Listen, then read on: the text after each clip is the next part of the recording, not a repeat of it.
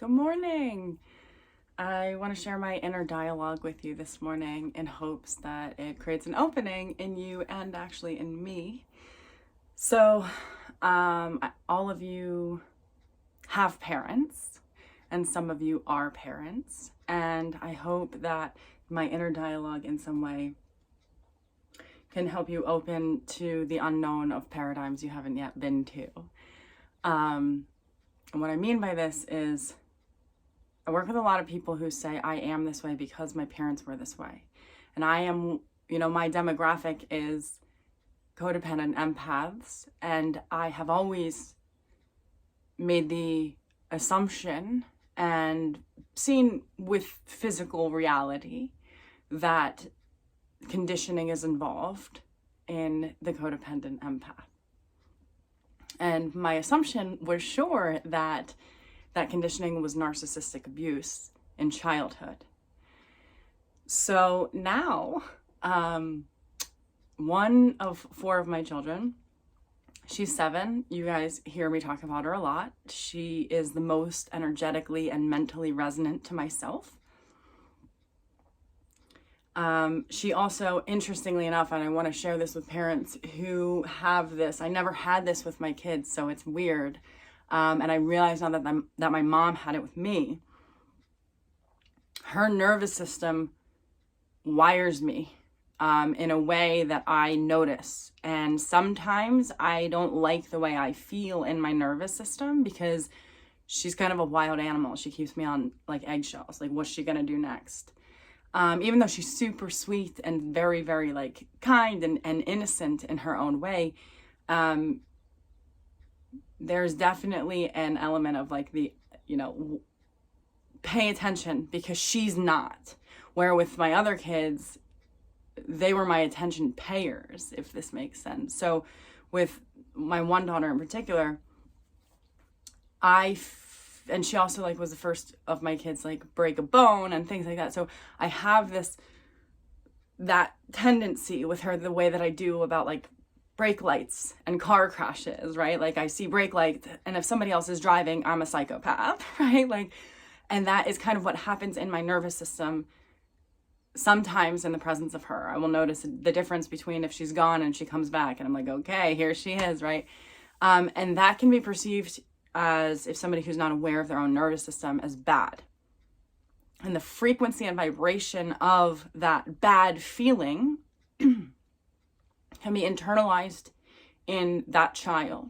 Because I'm aware that I literally have a nervous system that feels like it wants to stop hers from being active. And I have to catch myself and relate to her in her nervous system and not resist her nervous system or what mine does in the presence of her, right? Because the resistance is the ultimate problem in connection in ways like that. So this morning, I found myself saying to Haven's teacher, because we put her back in school and I actually feel like I had her on the ground long enough to teach her, this is how we be a person. This is, this is how we handle this connection and that connection. But she's definitely a neurodivergent person. And a lot of you guys on here are going, hey, you're talking about like the spectrum here. And from my position in academia, and, I went to school back in the day, but working with autistic people, they were severely autistic or obviously autistic. And never in a million years would I have thought that about myself. And I have a lot of people say like, you're on the spectrum, and maybe that's true. I don't know what it is. I don't know if this is a neurodivergent clash that goes on with Haven, but what I do know is that she struggles to understand things that I see my adult clients who are literally like way into adulthood still very much struggle to understand. So I found myself saying to her teacher, I thought that codependent empaths were created from conditioning, because her teacher reflected to me that when somebody chooses my daughter and they say, you want to be BFFs, my daughter will do anything to keep that connection, including put herself in trouble. But in the same respect, she'll also like tell on that kid for pulling her hair when the kid was trying to get an acorn out of her hair, right? So she's going, I don't understand why she's being mean to me by like being mad at me that I told on her for pulling my hair. But she also is like vying at this person's feet going, please be my friend. Why are you not my friend anymore? I don't understand. So she doesn't understand the breach in relationship that was created from her telling on this person. And she also just kind of falls into this puddle of like, please help me figure out how to be better for you, right?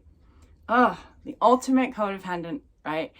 And I found myself saying to her teacher that I thought this was based on conditioning, but here I have this kid who has radically different conditioning than me. And of course, like epigenetically speaking, the program is in her,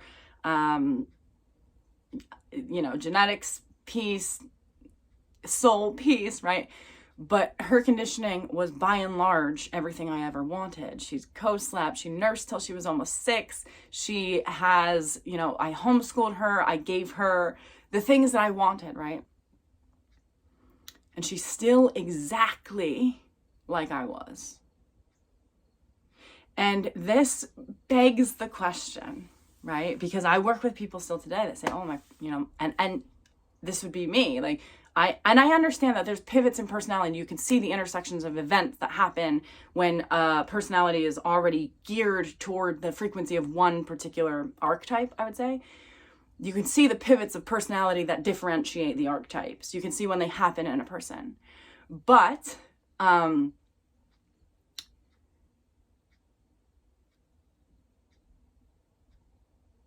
and large, the archetype that my daughter is running on is this codependent empath who will fall at the feet of anybody and grapple for their affection and hurt herself to do it, right? And her teacher's reflecting this to me.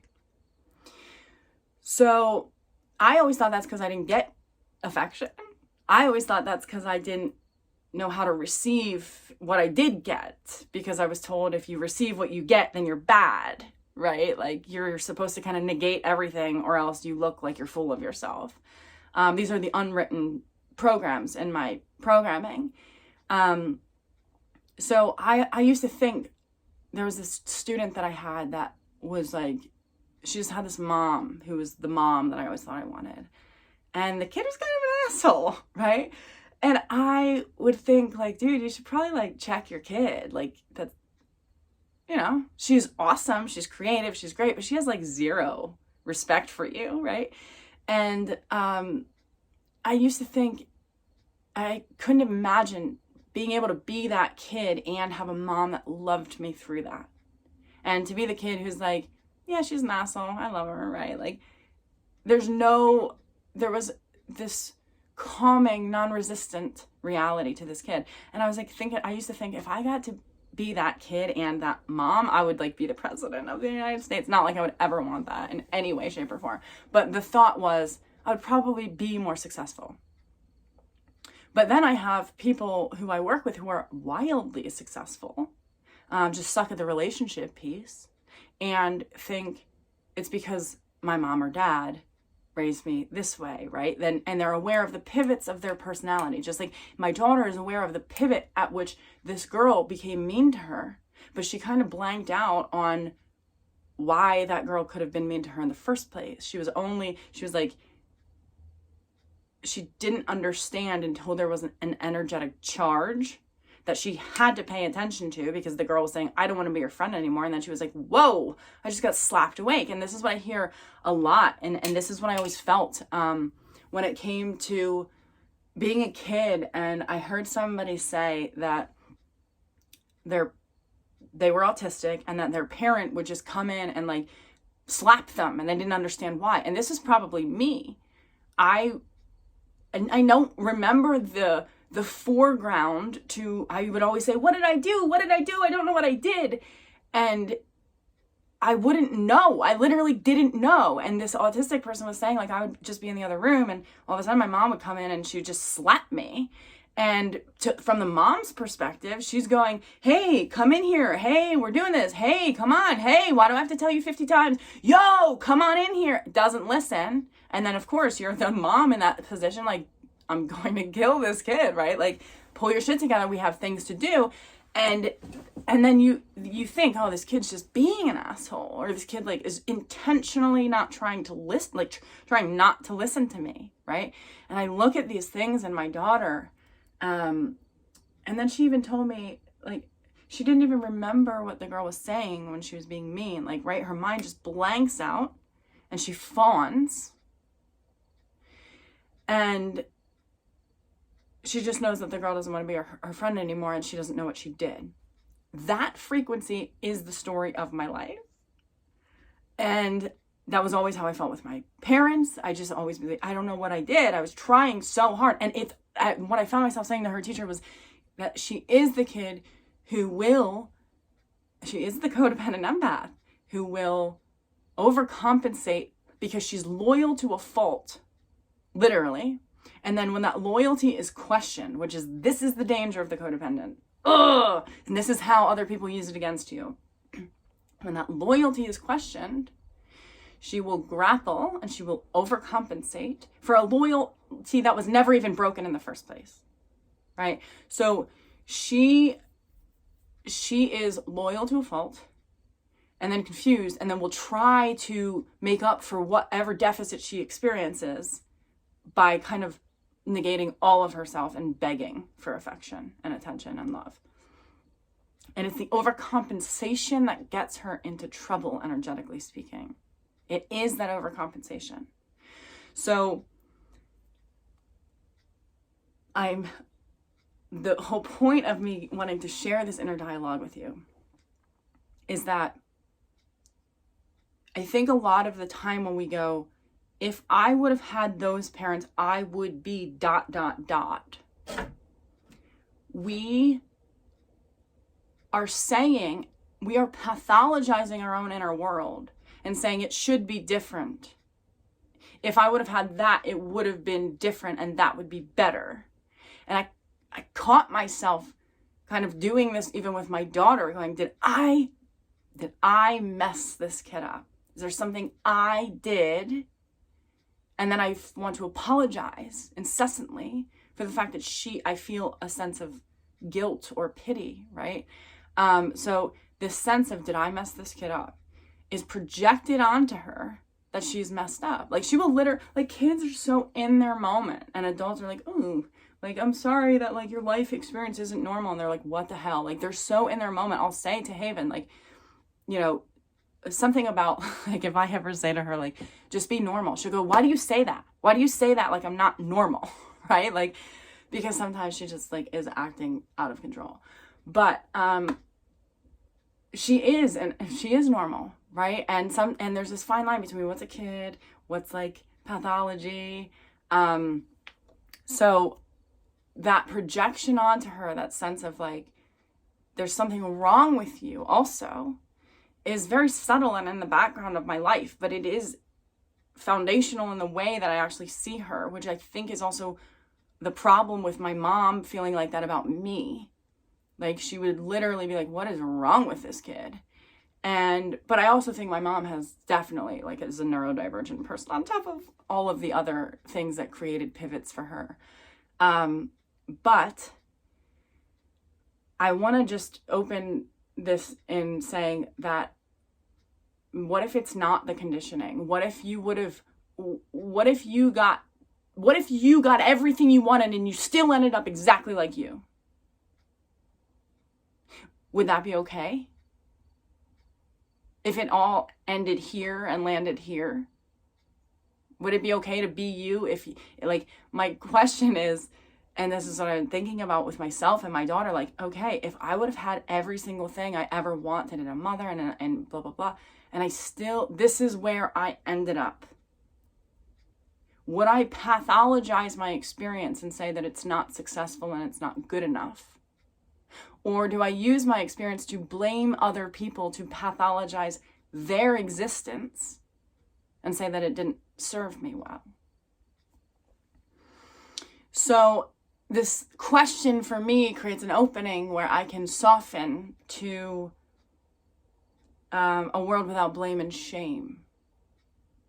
So I hope that it kind of does the same for you, because this tendency to say,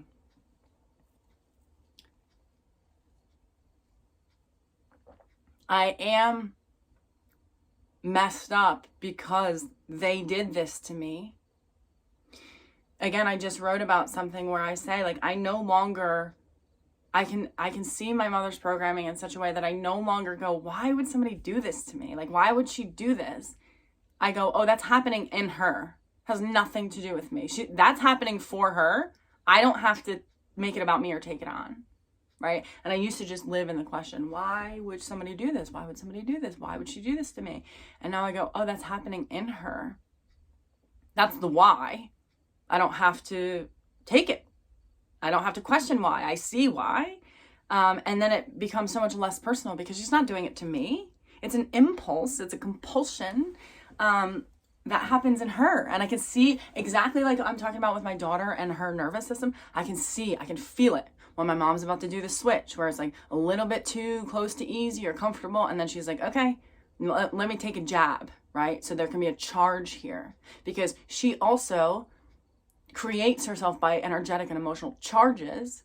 She doesn't know how to create from the ease of the middle ground, right? And I think that is also how I was. I think that's how my daughter is. And I think that's what I would like to teach people out of, to be able to create from the middle way. Because, yeah, those charges will pivot your personality and they will make you intense. But what if you would have found the same exact charge just with a different reason or a different expression, right? Like, I went to my 20-year high school reunion the other day, and one of my old friends, it was so fun. I love people who actually see me. She said that they, like, her and this other chick met at a country club and they were talking about me, and the chick was like the class president. Not my friend, but the other chick she was talking to, and they were talking about me, and the class president said, oh yeah, Stacy really came into her own. And my old friend was like, what are you talking about? She's always been exactly who she is, right? This is exactly who Stacy has always been. And if you haven't seen her, then that's like, whatever. But it's interesting that people see you at different levels and they think that that means that you're different, when you're just like, nah, dude, I've always been here. It just looks different now. Anyway, she said, she said, and she's a lawyer, and she's probably like debt free. She's married to an amazing man. She's got this great life. She's got these 2 kids. She goes and hangs out with her parents that she loves. But her, issues with her parents are that they didn't send her to the right college. They didn't inform her about her career path, right? They put her in like a private school when she was being bad, which she didn't super love, but like, her issues with them are that they were, I don't know, that's her issue with them. Like, they didn't give me professional direction. She's a professional lawyer, right? Who's making a lot of money. Her husband's also a lawyer. Like, she blames them that she ended up here in this really good, amazing place. But what if we would find the exact same vibrational charge? Like, that's my question, in a different way. Like, I found different reasons to think that my parents didn't support me. And I could say they were much harsher reasons, but they were different. And I think that, like, that's the thing about the human condition is, and that's what we try to talk ourselves out of too, is like, we have these charges that we were always going to find anyway, because they're part of the human experience. And we say, well, you put that charge in me. Instead of like, I was going to find that anyway. I just used you as a pawn to create that expression for myself so I could experience the contrast. So, what if you would have got every single thing that you ever wanted in your parents, and you still ended up here? And then what when you look in the face of your child, who is exactly like you? She's just a little bit less developed in that way. And she had everything you ever wanted. And it still wasn't enough to make her happy. To make her what? What more am I looking for, right? She's perfectly her. But there's something in me that feels that tendency to grapple at the feet of somebody, and I stand down to it. Like, there's part of me that's like, I'm over here grappling with you, and another part of me is like, get up! Stop that! And that's what goes on in my mind too, right? Because there's a part of me when I grapple, if I don't just grapple, I've had friends be like, yeah, I'm not too proud to beg, I'll happily do that. When I grapple, I do it like in this way where it's like, I'm grappling and screaming at myself in resistance that I'm doing it, instead of just like being open to the experience of grappling at the feet of people. So it is really eye-opening to have a kid who operates mentally exactly like me, but got everything that I wanted. And I still find a way to say that the me that is in her, there's something deficit or off or wrong, instead of that's just exactly who we are, right? And I keep even looking for someone to blame, and then I internalize that blame and I blame myself. But if I want to be in a different phase, I'll externalize that blame and be like, well, I'm the only reason I'm this way is because I didn't have support and my parents didn't do this, blah, blah, blah, blah, blah. This other person had this, right? It never ends. I hear it from so many people. And this is why this discussion even happened. One of my clients last night, she has this life that anybody in the world who's like sane would just relax into and be like, oh my God, this is the best life ever. It's a lot of contrast for her, and she can't relax into it because it's way too good. Everybody would want to be this person. And she sent me an email yesterday saying like, I find myself like trying not to judge myself for wanting to be you. That's what we do. Why do we do that? We go, if I had different parents, I'd be a different me. Instead of really looking at the self that we are and going, you don't have to be different, love. And what if you would have got all of that and ended up exactly the same? Then what? What does that mean? How do you sit with that reality?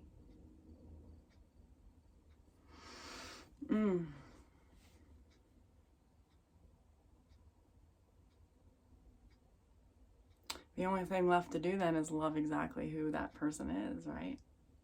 And not look for reasons to blame other people for being that which we are. Okay. I hope this was helpful and opening. It definitely left an opening in me when I was pondering it today. All right. Have a good day. Bye.